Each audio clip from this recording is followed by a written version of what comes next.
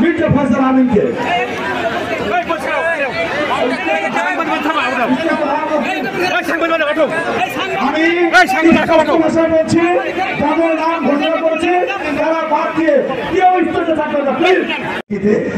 আমরা এই ভয়াবহ দানব যে ফ্যাসিবাদী সরকার, হাসিনা সরকার, পুলিশ সরকার কতগুলো খুন করেছে জানেন?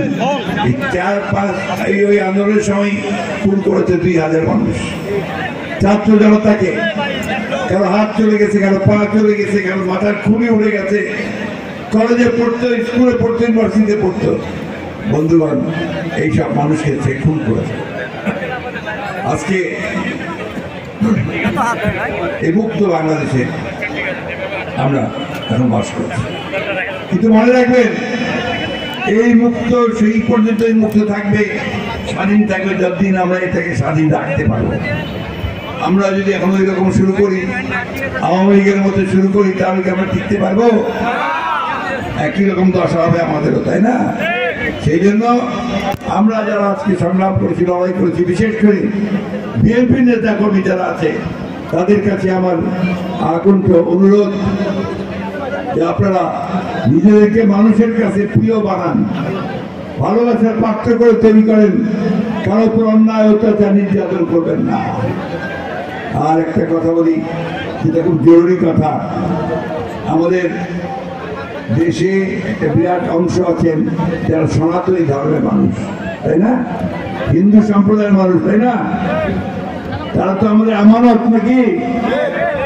আমরা হচ্ছি বৃহত্তর সংখ্যাগোষ্ঠী, আমাদের আমানত হচ্ছে এই সংখ্যালঘু সম্প্রদায়ের লোকেরা, তাই না? তাদেরকে রক্ষা করার দায়িত্ব কার? আমাদের। আল্লাহ তাআলা বারবার বলছেন, আমানত যে খেয়ানত করে সে কিন্তু মোমেন না। এই আমানতকে আমাদের রক্ষা করতে হবে। তাদের পূজা আসছে, সেই পূজায় যেন শুনতে সেই রক্ষা হয়, কোথাও যেন কোনো অঘটন না ঘটে, তাদের সম্পত্তি, তাদের আত্মীয় স্বজনের উপরে কোনো অত্যাচার না আসে, সেই ব্যবস্থা আপনাদেরকে করতে হবে। আজান হচ্ছে, আমি দেশকে সুস্থ করার, ভালো করার সেই সুযোগ যেন আমরা হেলাই না হারাই। আর একটা কথা বলি আপনাদেরকে, পাশেই যে হাসিনা সবচেয়ে প্রবল প্রতাপশালী নেতা হয়ে গিয়েছিল, তাকে বলা যেতে পারে রাজধানী হয়ে গিয়েছিলেন, তাকে দেশ ছেড়ে পালিয়ে যেতে হয়েছে। আমাদের তরুণ ছাত্র, যুবা এবং জনতার আন্দোলনের মাঝখান দিয়ে তাকে চলে যেতে হয়েছে।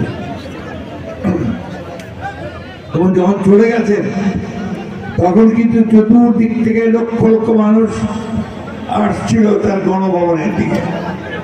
এই ভয়ে তিনি হেলিকপ্টারে করে তাড়াতাড়ি পার্শ্ববর্তী দেশে ভারতীকে তিনি জীবন রক্ষা করেছেন।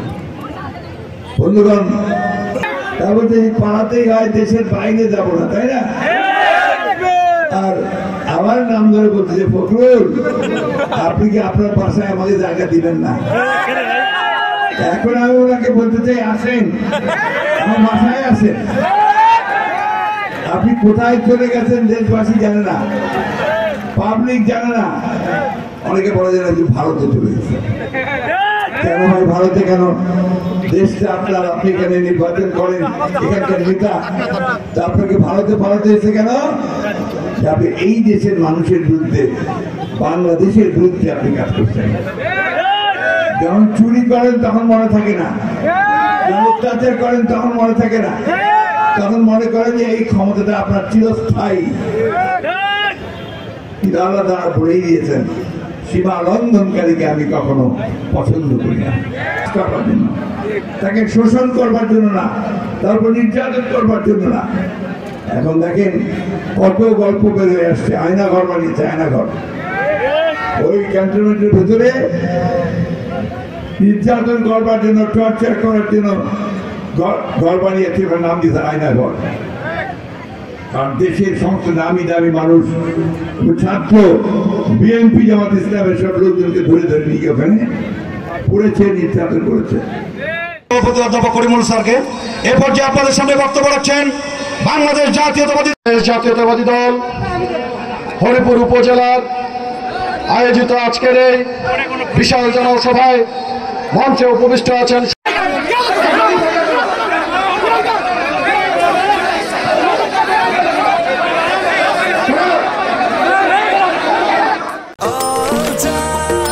নিশ্চিন্তে খান স্বাস্থ্যকর অল টাইম পান।